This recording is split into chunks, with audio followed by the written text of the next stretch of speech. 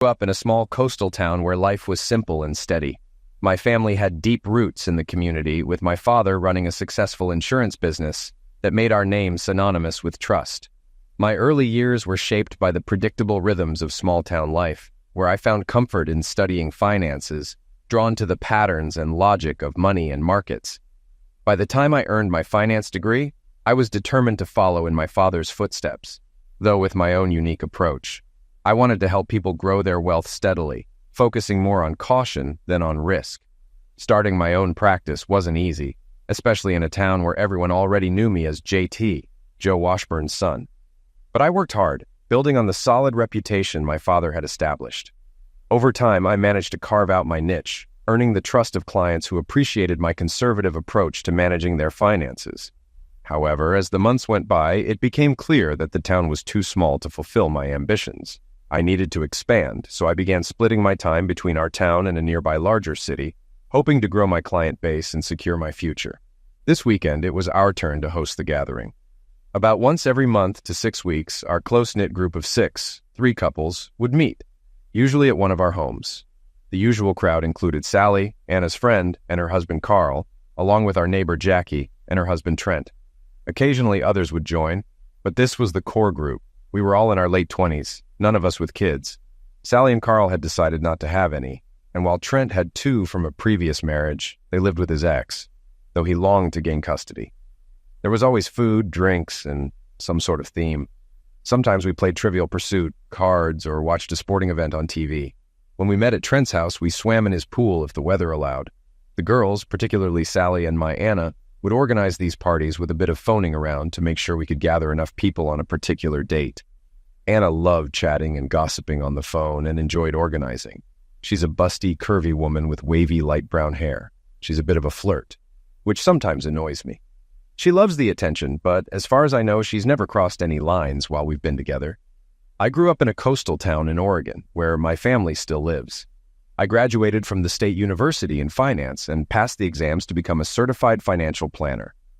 I was somewhat introverted but passionate about studying money, markets, statistics, and the history of our economic system. My dad sold insurance in our town, and his honest and solid reputation gave me credibility in the local financial world. In fact, I was named after my father. He was Joseph Washburn, and I was called JT. I started renting an office in his building and worked hard to set up meetings with folks, explaining my strategy for their money. I want your money to grow steadily but conservatively, I would tell them. I was affiliated with a national company and received a lot of financial data from them. I also spent hours doing my own research, which I really enjoyed. My first year was moderately successful. My clients saw good, solid returns, and their portfolios outpaced the market. I enjoyed sharing office space with my dad, and many of his long-term clients became mine as well.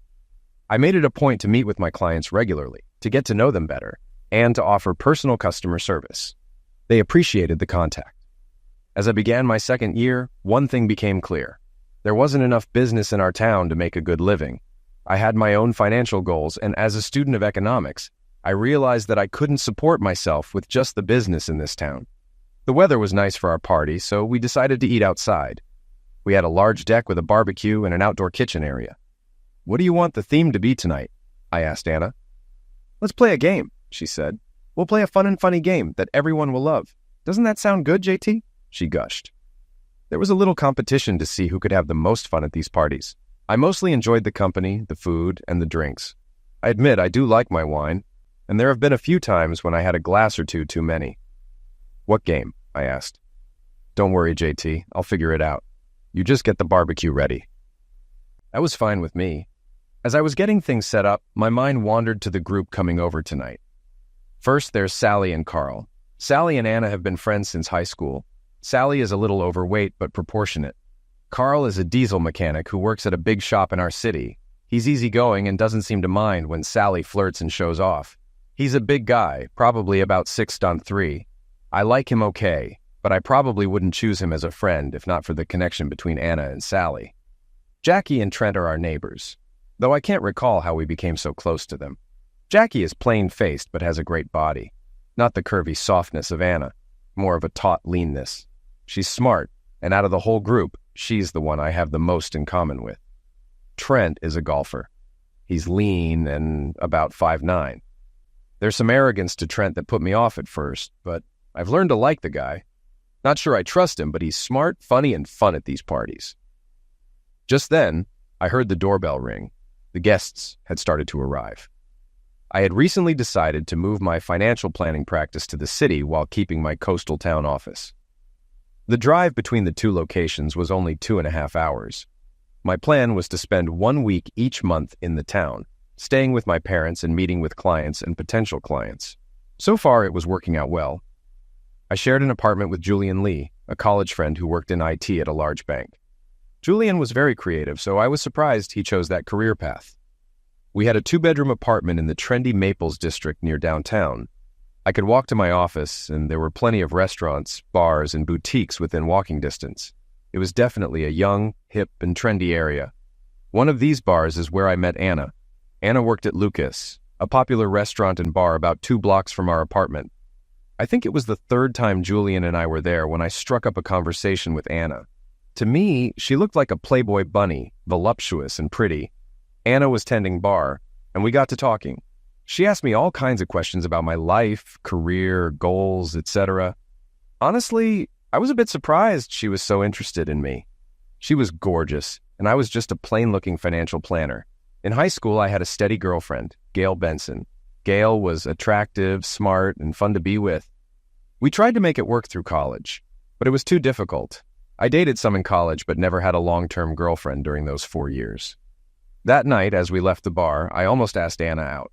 I even got the impression she wanted me to, but I hesitated, worried she might say no, and we'd have to find a new bar to go to. "Man, she's hot," Julian said. "She's into you. You need to ask her out." "You think so?" I replied. "And you better do it quick. Someone else is going to knock you to it if you don't." The next night, I went to Lucas by myself and asked Anna out for Sunday night. And so, we started dating. I was a little intimidated. I had never been with a girl this attractive, but she gave me all the right signs that she was into me. It wasn't long before she gave me what I considered the ultimate sign, herself. Sexually, Anna was unlike anyone I'd ever been with. Up until then, I'd had a handful of sexual partners, including my high school girlfriend, Gail. I'd done some sexual exploration, but I was still an undergraduate in experience. Anna, on the other hand, had a PhD. We did everything. She was completely uninhibited, teaching me things, doing things to me, and doing things together. She wasn't overweight, but was soft, curvy, and entirely feminine. Occasionally, I wondered how she learned all these things. How experienced was she? I knew the answer. Very experienced. But I avoided the topic of her sexual history, afraid it would be too painful. Any unease I felt about this was more than outweighed by my sexual satisfaction. Everyone was sitting on our back deck. We had finished dinner, and we were all about 2 drinks into the evening. I think I was on my 3rd glass of red wine. I had a long conversation with Carl about his hopes of being named manager of the diesel shop where he worked. He mentioned that the owner was strictly religious and asked if I thought attending his church would be a good strategy to get in good with him. I told him that unless he was sincere about the religion, it might come off as disingenuous. He said he would have to think about it. As we sat talking, Sally said, "So, Anna, what's the plan for tonight?" "Okay, everyone," Anna began. "Have an open mind and remember it's just for fun. We're going to play truth or dare." I thought, oh no. But Carl, Sally, and Trent clapped and cheered, clearly approving. I looked at Anna and she smiled, then quickly glanced at Sally. Carl and Trent were grinning. Jackie had a half smile and was the only one besides me who wasn't particularly enthusiastic. It started off fairly tame with a hint of sexual innuendo. Nothing too risky. "Who was your movie star crush? How old were you when you lost your pureness?" Etc. Then it was Trent's turn to ask. He chose Anna, and she chose dare. "Sally, I dare you to take off either your shorts or your top," Trent challenged. "Wait a minute," I said. "It's okay. I have underwear on. It's like a swimsuit," Anna said. Anna loves attention, and there have been times when her behavior came close to crossing the line. While I loved the confident sexuality she shared with me, I certainly didn't want others to experience any of that closeness with Anna. She quickly whipped off her top, standing there in her lacy white bra. She stood proudly, and Trent and Carl whistled. Sally giggled. "You go, girl." Anna was loving the attention. I was a little annoyed, but I kept my thoughts to myself. The game continued, with nothing too extreme until Sally was dared to flash. Unlike me, her husband Carl encouraged her. She flashed them, and they were definitely big. Not my taste, but big. Everybody was laughing except Jackie and me. "One more round and then that's the end of this game," I said. There were a few laughs and some protests, but I was worried we might cross a line. It was Anna's turn, and she asked Trent. "Okay, Dare," Trent challenged. "Flash your Johnny for 10 seconds. "Don't you dare," Jackie replied. Without hesitation, Trent stood up, unbuttoned and unzipped, then dropped his shorts and boxers. Both Anna and Sally were staring, while I was shocked and Carl was laughing. Trent even did a bit of a gyration, like a male dancer. When I looked at Anna, she was just staring at him. At this point, Jackie said, "I'm leaving." She looked a little pissed. She also told Trent he could either get in the car with his clothes on or walk home. Everyone left shortly after, officially ending the party. As we were cleaning up, Anna was unusually quiet. As we finished tidying up, I said, "That went a little too far, don't you think?" "Oh, it was just for fun. Don't be such a stick in the mud," she replied jokingly. "Anna, people were unclothed and nearly unclothed here, and you were one of them," I retorted. "Unclothed?" she said. "I'll show you unclothed." And she proceeded to strip. I was quickly and thoroughly distracted. Still, it bothered me how the party had turned out, and I was determined to have a serious discussion about the events tomorrow. I also have to admit, I'm not one of those guys who gets a thrill out of their wife exposing herself or more around other men. I fell asleep sexually satisfied, but somewhat troubled. On Sunday morning, I was up first and went for my run. During the solitude of my exercise, I planned out the conversation I was going to have with Anna. I was going to make it clear that while I enjoy fun and a good party as much as anyone, my wife and our bodies are only for us. We made that vow on our wedding day, and I wasn't going to compromise on that. When I got home, I could hear Anna on the phone. She must have heard me because the laughing stopped and the volume dropped. I thought I heard the word package just before she heard me. "Who was that?" I asked. "Oh, just Sally," she giggled. "She and Carl had a great time and rated our party as the best yet." "About that, I think we should talk about some of the things that happened last night and specifically some of your behavior. Usually, Anna was good-natured, and it took some effort to make her mad. I succeeded with my comment about her behavior. She lashed out saying it was innocent, just fun. "No one else is upset, and nothing happened," she said. I tried to stay calm and explain my feelings, but she wasn't interested. After she vented, she gave me the silent treatment. As I started my yard work, I tried to process my feelings. I really didn't think I was being unreasonable. I wanted to give her some leeway to be herself. That's the woman I married. I appreciated her free-spiritedness, but anything close should be for us alone, including who sees her body. I admit I was a little insecure. Anna is a beautiful, hot woman, and I'm just a fairly plain financial planner. I know I'm not bad-looking, and I stay in good shape, but I also know she gets hit on constantly by all kinds of guys. I had no real reason to doubt her fidelity, but there were a couple of instances before we were married that triggered my concerns. We had been dating for almost 3 months at this point, and had been having sex nearly the entire time. I felt close to Anna, and we had some good conversations where I learned about her life. Her father left when she was young, leaving her mother and an older sister. Anna craved male attention, and once her body started developing, she got plenty of it. I didn't want to delve too deeply into her sexual history, but I gathered that her pureness was gone by age 16. It seemed like she had boyfriends and casual friends she played around with. That was her term. Unsurprisingly, she never had to look far to find the next one. She loved attention and knew her looks could get that for her. We were invited to a party hosted by a casual acquaintance the following Saturday night. At this point, we hadn't formalized our exclusivity, but in my mind, we were exclusive. She had said she loved me, and to me, love and exclusivity went hand in hand. It was December, and the party was a little dressier than usual. When I saw what Anna was wearing, my eyes nearly popped out of my head. It was a red dress that barely covered her chest. "You like my dress?" she teased. "Anna, you look great, but wow, it's pretty skimpy," I replied. "You know, I'll likely have some clients there, and well, it's a little too much." Now, Anna doesn't often get mad, but when she does, it's almost always about how she looks. She got mad. She said I thought she was trashy, that I was worried she'd embarrass me, and on and on. It took some time, but I apologized. Though things were a little frosty, we went to the party, and she wore the dress. The house was large and located in the hills, beautifully decorated, with plenty to eat and drink. Some of my work colleagues were there, along with people I knew from college and others from the athletic club I belonged to. One guy at the party I remembered from college, something McAllister, was one of those arrogant, good-looking types. Confident, with a smarmy smile and slicked back black hair, he was cruising around with that cocky grin and a glass of champagne. Then he saw Anna. Anna was getting a lot of attention, mostly from men, and most of it was focused on her cleavage. She stayed by my side, and suddenly I became popular with colleagues and casual acquaintances. At one point, I went to get us a drink. When I returned, McAllister was chatting with Anna. He acted like I was an old friend, and Anna was loving it, all the attention, and now this good-looking guy was hanging on her every word as if it were the most fascinating thing he had ever heard. I managed to steer her away from him, but as parties go, we eventually drifted apart. I was talking to some work colleagues who were sharing some useful business ideas. I realized it had been over an hour since I had last seen Anna. I took a quick look around the living room, the kitchen, and the family room off the kitchen. Nothing. I didn't want to appear agitated, but I was on a mission to find her. I also couldn't find McAllister. I noticed a group of people outside smoking and stepped into the winter air. No Anna. As I was heading back inside, I heard her laugh coming from down the street. I walked down the sidewalk, and there she was with McAllister, strolling up the street.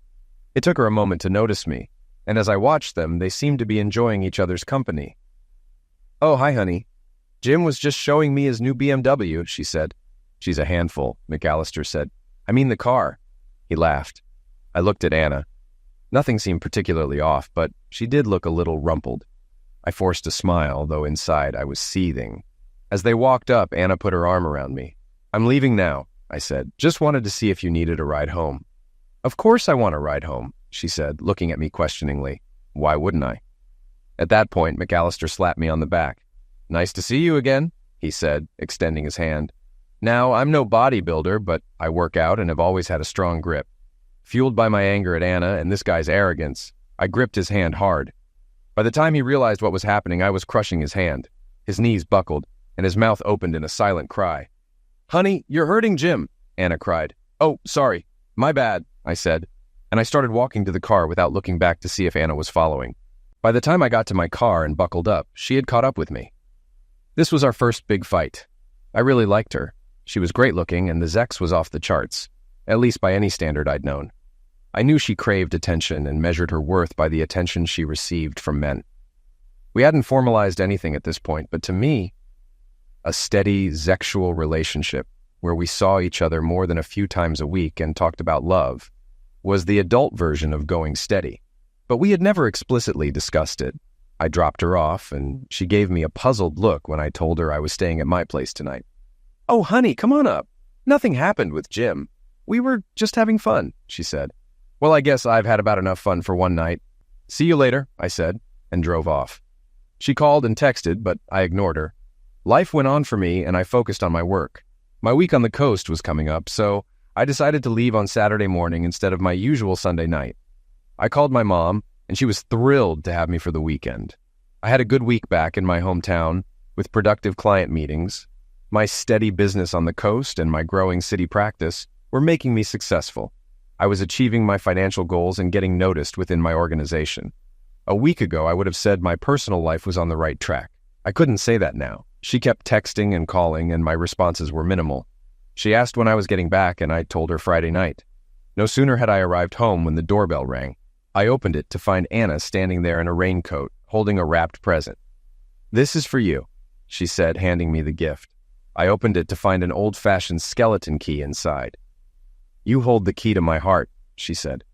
I stared at her, feeling a mix of emotions. Then she unbelted her raincoat, revealing a figure that could have been straight out of a Playboy centerfold. Any teenage fantasy come to life. Whatever resolve I had melted away in a wave of lust. Afterward, I asked her about what had happened at the party with McAllister. "I know I shouldn't have gone outside with Jim, but he was so nice," she said. "What happened?" I asked. "Nothing. He tried to get a little handsy, but I've been handling guys like that since I was 14 years old. We talked, and I told her that I can get jealous. I went on to say that if she wasn't ready for a boyfriend, I'd be sad, but I'd understand. I explained that I'm not the type to play around. I'm either in a casual relationship or fully committed. What we had, I emphasized, was not a casual relationship. She rolled on top of me and told me she was committed too. She also said she loved me and wanted to be with me forever, and then she proceeded to make love to me. Anna doesn't hold grudges, so after the truth or dare party, things returned to normal. She remained the same loving, hot woman I'd fallen for. In fact, she seemed more attentive, and I noticed less interaction with Sally when I was around. One Saturday, while I was working in the yard, Trent passed by, which wasn't unusual since he lived nearby. We struck up a conversation about lawns and gardening, eventually moving to the back deck with some drinks. Although Trent and I weren't particularly close, he was a bit cocky, we ended up talking for a while. He opened up about his custody battle, revealing a vulnerable side that made him more likable. I started to reconsider my opinion of him. Then, out of the blue, Trent asked, "Where's Anna?" I told him she was shopping, and we resumed our conversation. 15 minutes later, Anna appeared in a tiny bikini and ducked behind the privacy screen, greeting Trent as she passed. Trent, of course, couldn't resist trying to catch a glimpse. I quickly wrapped up our chat and walked him to the gate. As he left, he jokingly asked if Anna needed help with suntan lotion. The incident reminded me of a past situation with McAllister. After that, our relationship improved significantly. I'd forgiven Anna's earlier behavior, reasoning that we hadn't been fully committed at the time. Now, we were. Anna was affectionate, fun, and sexually adventurous. She was also beautiful, and I loved being seen with her in public. As time went on, Anna started hinting about our future together, which I had been thinking about too. I felt torn. On one hand, I wondered if she was the right long-term match for me. On the other, I couldn't deny she was every man's fantasy. Eventually, I decided that no one else could compare to Anna, and I proposed to her, surprising her with a Caribbean vacation. She was thrilled, calling her mom and Sally to share the news. When I told my parents, they were happy for me. Though my dad sounded a bit hesitant. The resort was incredible, with pools, bars, restaurants, and a private beach. On our first day, Anna wore a revealing bikini, drawing plenty of attention. We enjoyed drinks and a walk on the beach, then headed back for a casual meal. Afterward, slightly tipsy, we watched the sunset from our balcony where things quickly turned close. It was amazing. The resort staff were very attentive, always available to provide towels, directions, or anything else we needed. The beach boys, young men in their early 20s, catered to the guests on the lounge chairs, mostly working for tips. Their main customers were women in their 40s who enjoyed the attention. They would bring drinks, towels, move chairs, or even apply sunscreen if asked. Naturally, Anna in her skimpy bikinis caught their eye. Cruz, one of the beach boys with golden skin, a lean build, and a bright smile, was often nearby. One day, I suggested a jet ski ride, but Anna wanted to work on her tan, so I arranged an hour session on my own. After having fun on the ocean, I returned to find Cruz massaging Anna's bare back. It even seemed like he might have been touching more than just her back. "What's going on here?" I asked. Cruz quickly stood up. "I didn't want Miss Anna to get sunburned, so I was applying sunscreen," he stammered. "I'll handle it, thanks," I said, and he hurried away. "Anna, what was that about?" I asked quietly, but firmly, not wanting to cause a scene. "What do you mean?" she replied. "Your top is undone, and this guy had free access to your body. Was he feeling you up?" "Oh, relax," she said. "He might have touched the sides a bit, but my body is only for you." I pushed aside the incident with Cruz and focused on being with Anna. Soon after, I suggested a siesta, which she knew meant more. I had to carry a towel to hide my arousal as we walked back to our room. Eventually, the vacation ended, and we discussed wedding plans on the flight home.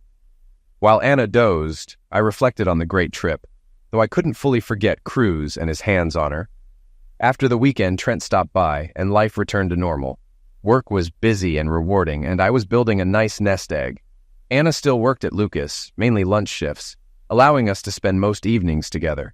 She didn't need to work but enjoyed having her own money. As summer began, Anna and Sally planned the next couple's gathering after the Truth or Dare party. I hoped these parties would fade out, but they decided the next one would be at Trent and Jackie's in mid-July, a pool party. When I heard this, I immediately told Anna, "None of the bikinis from the Caribbean." "I'll wear the red one," she suggested. "No way," I insisted. "Strangers seeing you like that is one thing, but not our friends." She didn't argue, and I thought the issue was settled. However, on the Tuesday before the party, I got a call from my mom. My dad had a heart attack and needed bypass surgery. I rushed home with Anna, who held my hand to calm me on the way to the hospital. I worried about both my dad and how my mom would handle things without his steady presence. When we arrived, we found out the surgery was successful, and Dad was expected to make a full recovery. I stayed with him that night while Anna and my mom went home to rest. The next day, Dad was in good spirits, solving a crossword puzzle. We spent the day at the hospital, but it was uneventful. I could tell Anna was bored, so I suggested she head back home.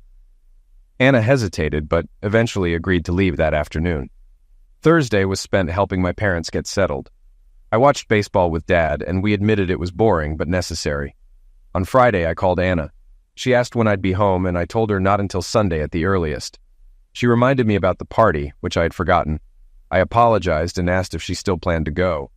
She wasn't sure, but mentioned Sally and Jackie's sister were pressuring her. Saturday came, and Dad seemed exhausted. I suggested he rest while I helped Mom around the house. I spent several hours setting up storage racks in the basement until Mom called me for dinner. I joined her at the table. "Dad's already asleep," she said softly. "Good, he needs the rest." I nodded. After dinner, I returned to organizing the storage shelves, losing track of time until I realized it was nearly 10 p.m. "I need to call Anna," I muttered, dialing her number. "Hey, what's going on?" I asked when she answered. There was noise in the background. "Hi, honey, I'm at Trent and Jackie's. We're having a great time," she replied, sounding distracted. "That's right, the party is tonight," I remembered. "How's my dad?" There was a pause. Then I heard a high-pitched scream and giggling. "What's going on?" I asked, growing concerned. "What, honey?" She laughed, clearly enjoying herself. "How much have you had to drink?" I asked, feeling uneasy. "The connection isn't great," she said, her voice cutting in and out. "Can I call you back?" "I'll call you back," I said, frustrated. But before I could hang up, the line stayed open. Suddenly, I heard Trent's voice clearly say, "Get that top off, too," followed by laughter. I thought I heard Anna's voice, but it was unclear. Then the call disconnected. It was obvious they weren't just playing games. What the hell is going on? I wondered aloud, too tired to drive home, but needing answers. I decided to call Henry Anderson, an old neighbor. "Hey, Henry, can you do me a favor? Take some photos of what's happening at Trent and Jackie's. I need to know what's going on." "On it," Henry replied. I gave him directions, explaining where to position himself to capture their backyard. "Thanks, man," I said, relieved. I finished my work, turned off my phone, and went to bed, too exhausted to think. The next morning, I found several photos from Henry waiting for me. They were worse than I imagined. Photo 1, Anna completely unclothed with Trent. Photo 2, Carl unclothed, grabbing Anna. Photo 3, Anna and Sally, both unclothed, dancing for Trent and Carl. Photo 4, Trent having sex with Anna, I muttered as I scrolled through them. This is irrefutable proof of Anna's infidelity, I thought, feeling numb. I need to end this marriage, protect my assets, and get back at Trent and Carl. Around noon, Anna called, sounding affectionate. "I miss you. How's your dad? When are you coming home? I really need you," she said. I nearly confronted her but held back. "I'm going to find a way to get even," I decided. "I just need a plan." "Dad's taken a turn for the worse," I lied. "I need to stay another week." "Oh, no," she said, concerned. "Do you need me to come up?" "No, it's best if you don't. Dad can't handle the excitement," I replied. That Monday night, I left for the city and called my old roommate Julian to see if I could stay with him for a few days. "Sure, JT," he said, surprised but accommodating. When I arrived, he mentioned his brother was visiting from New York on Thursday.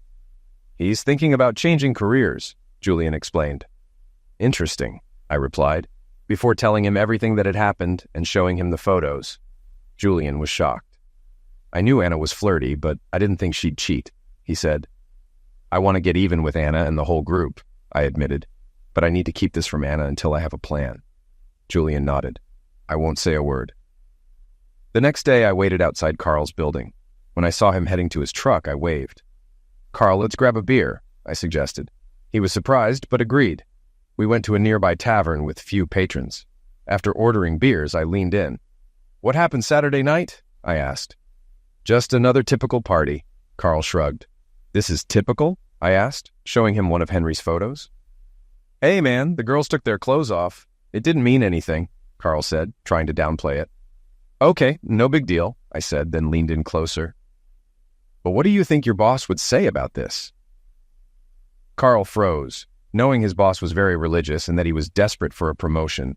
He stood to leave, but I shoved him back into his seat. "Sit down and shut up," I ordered. "I have questions, and unless you want your boss to see these photos, you're going to tell me everything." Carl looked desperate. Okay, he agreed. We sat for over an hour as he told me about Anna. Anna and Sally were in the poorer group in high school, he explained. The wealthier kids teased them for their outdated clothes and old cars, but they knew their looks gave them an edge. Anna was beautiful, and Sally had a large chest which made them popular, Carl continued, his tone a mix of resignation and bitterness. By 15, they both had boyfriends and probably lost their pureness around then. I clenched my fists but stayed silent, letting him talk.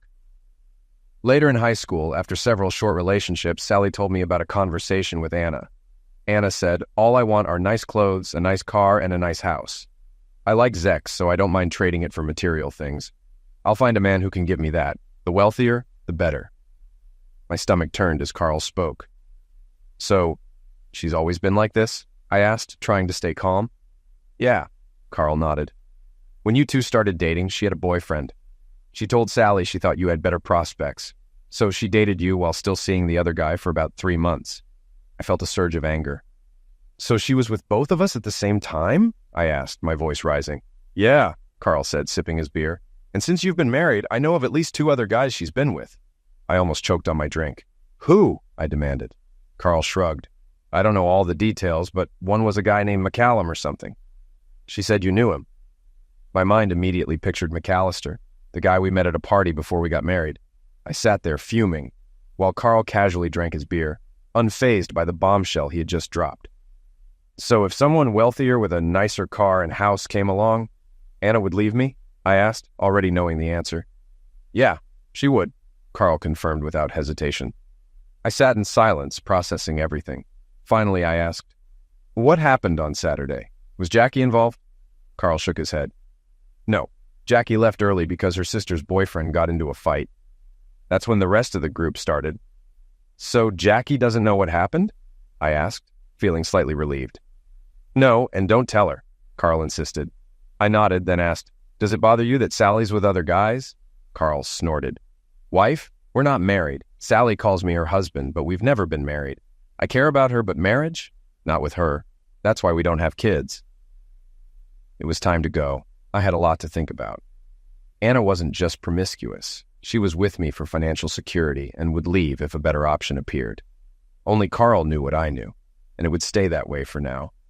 Even Carl, as clueless as he seemed, was smarter than me about women. Back at Julian's place, I told him everything Carl had shared. Sadness quickly turned to anger, and I felt embarrassed. How many people had laughed at me behind my back?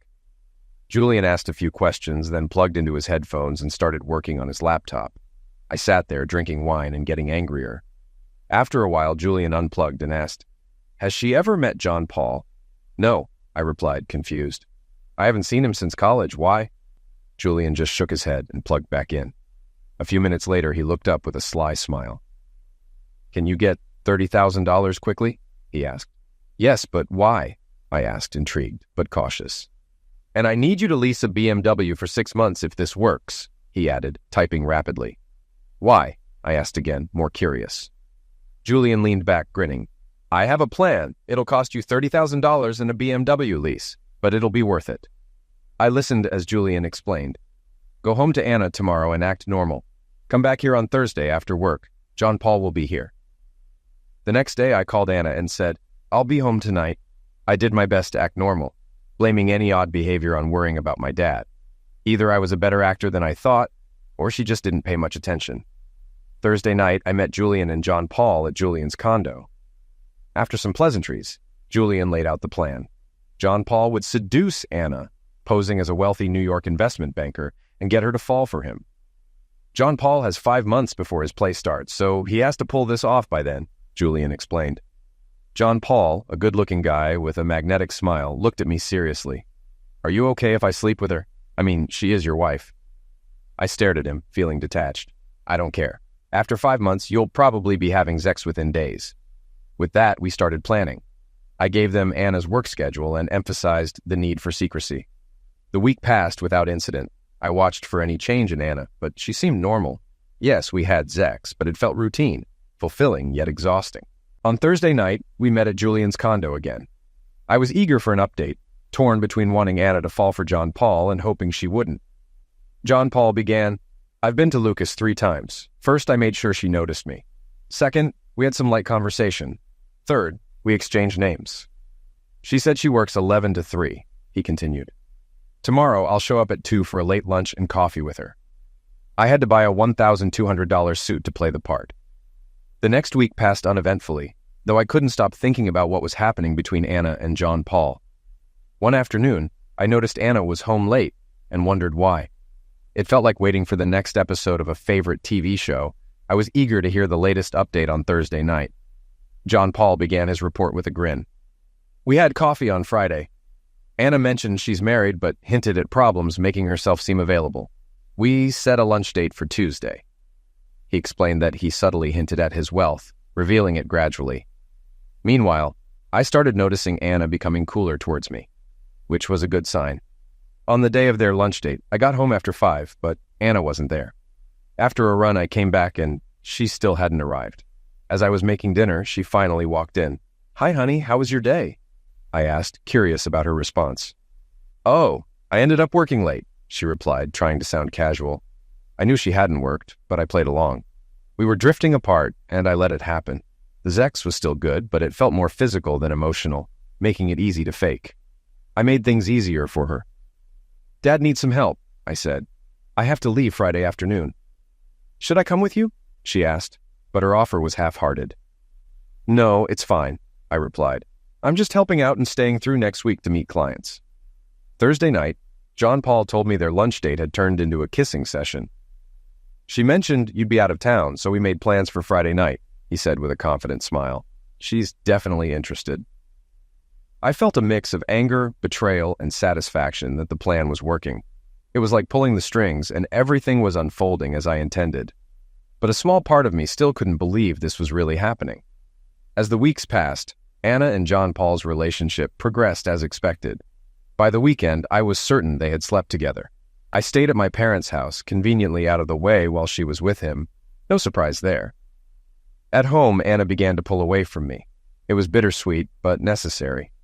Occasionally, I'd see glimpses of the woman I once loved, which made me sad, but those moments were brief. After about 3 months, John Paul started expressing his love to Anna, asking for a commitment. By then, she was fully convinced he was a wealthy New York investment banker with a pricey Manhattan apartment. "When she talks about you, it's clear she's moved on," John Paul reported one evening. "She said the relationship is over, but hasn't had that conversation with you yet." A few weeks later, Anna casually asked, "Sally and I are planning a spa weekend in California. Is that okay?" I knew John Paul had invited her to Sun Valley for the weekend. "Sure, have fun," I said, pretending not to know. That night, she was unusually affectionate, almost as if trying to compensate for something. I couldn't help but think about how clueless she was about what was really happening. John Paul planned to propose during the Idaho trip with a $500 cubic zirconium ring that looked convincingly real. Anna wouldn't suspect a thing. At our Thursday meeting, John Paul reported, "She accepted the proposal," showing me a photo of Anna beaming with the ring. "She said she'll talk to you about leaving this week." This was the moment I had been waiting for.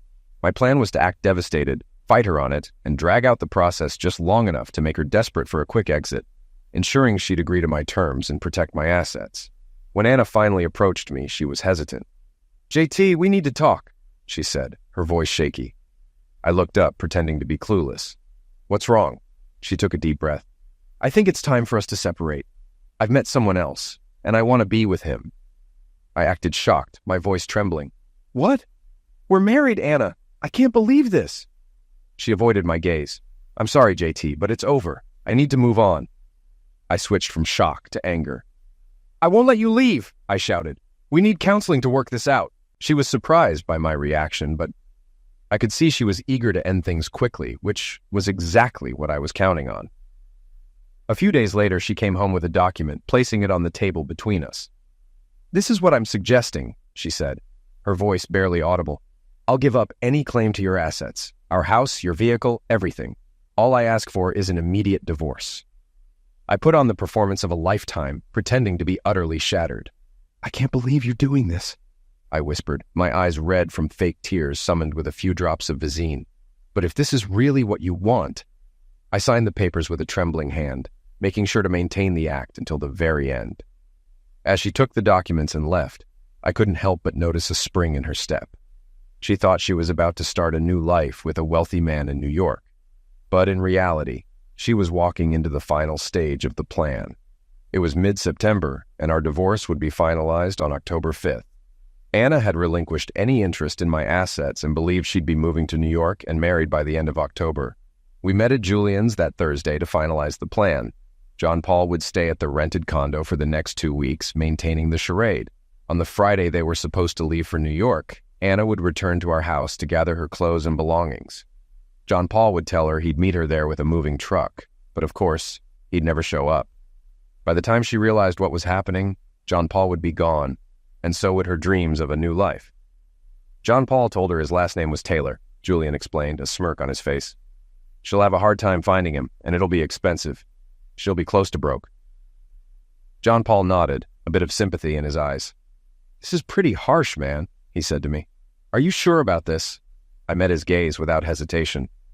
Not nearly as harsh as what she did to me, I replied coldly. I get it, he said, sighing. But I'll miss that piece of meat. She was as good as it gets. I sighed too. Yeah, I'll miss it too, I admitted, though the truth was I was more than ready to move on. In the weeks that followed, my interactions with Anna were polite but distant. I had to fake remorse a few times, but I never asked her to reconsider staying with me. I was afraid she might say yes. On the Friday she was supposed to leave, I met her at the house as she packed up her things. Part of me considered trying to get one last session in bed, but I knew it was over. She was dressed up, clearly thinking she was about to begin a new chapter of her life. Do you need any help with the packing? I offered, keeping my voice neutral. No, I'm fine, she said with a smile, eager to be done with this part of her life. By 12:30 p.m., she made her first call to John Paul. I watched her expression change from confusion to frustration as the call didn't go through. The number's been disconnected, she muttered, redialing. She turned to me, her face pale. Can I use your phone? She asked.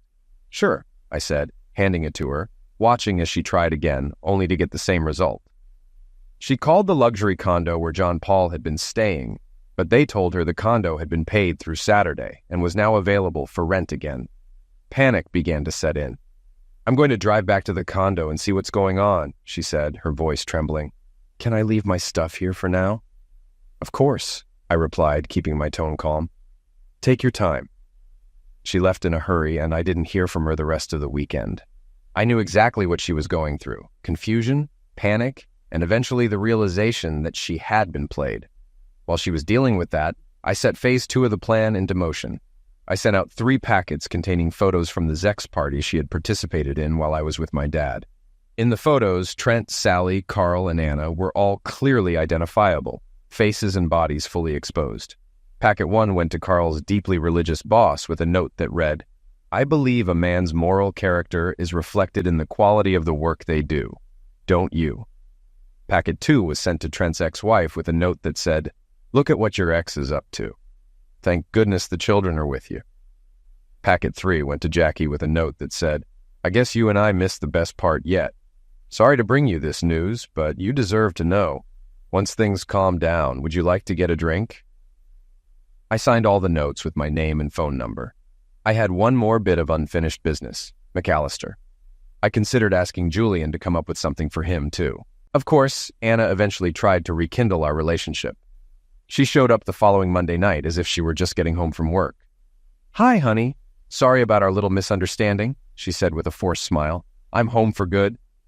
I stared at her coldly. Anna, you destroyed my life, I said, my voice filled with contempt. This is not your home. You were planning to run off with someone to New York, remember? No, I've changed my mind, she insisted, desperation creeping into her voice. It's you I want. I was done acting. Forget it, I said bluntly. Get the hell out of here and never come back. She resorted to her old tactics, quickly stripping off her top and unhooking her bra, trying to seduce me like she had done countless times before. But I was done. As I shut the door in her face, I said, Say hi to John Paul for me. I glanced out the window and saw her standing there, a blank expression on her face as she tried to figure out the meaning behind my mention of John Paul. In all our conversations, his real name had always been kept secret. She was starting to understand just how thoroughly she had been deceived. As I took one last look, I noticed Henry Anderson leaning over the fence, getting an eyeful of Anna standing there bare-chested. I chuckled to myself. Last I heard, Anna was living with Sally. I'm sure she'll be auditioning for the next guy who isn't thinking with the right body part. As for Carl, not only did he not get the promotion, but I also heard he was fired. He left town shortly after, abandoning Sally. Trent was another story. When he went to court for the custody hearing, he was soundly denied and lost even more visitation rights. Apparently, the photos played a significant role in that decision. One Saturday night, I got a frantic call from Jackie. "Trent's coming to your house," she said, her voice trembling. "He's drunk and has a weapon. He knows you sent those photos." I quickly snuck out to the backyard, grabbing some blankets and pillows. I made a fake body under the blankets on the chaise lounge, leaving a small light on to lure him. I hid in the thick bushes on the other side of the privacy screen, armed with a baseball bat. Even if Jackie hadn't called, I would have heard him coming. Trent pounded on the front door, and when I didn't answer, he came through the gate into the backyard. He immediately spotted the lounge chair setup and crept over, firing twice into the blankets. The first swing of the bat broke his arm, and he dropped the weapon, howling in pain. I swung again, aiming for his lap, determined to neutralize that particular threat too. Then I called the police. With the weapon and shots fired, there wasn't much investigation needed. I was defending myself, and Trent was facing attempted liquidation charges. I called Jackie to thank her for the warning. "You're welcome," she said, her voice still shaky. "Now about that drink you mentioned,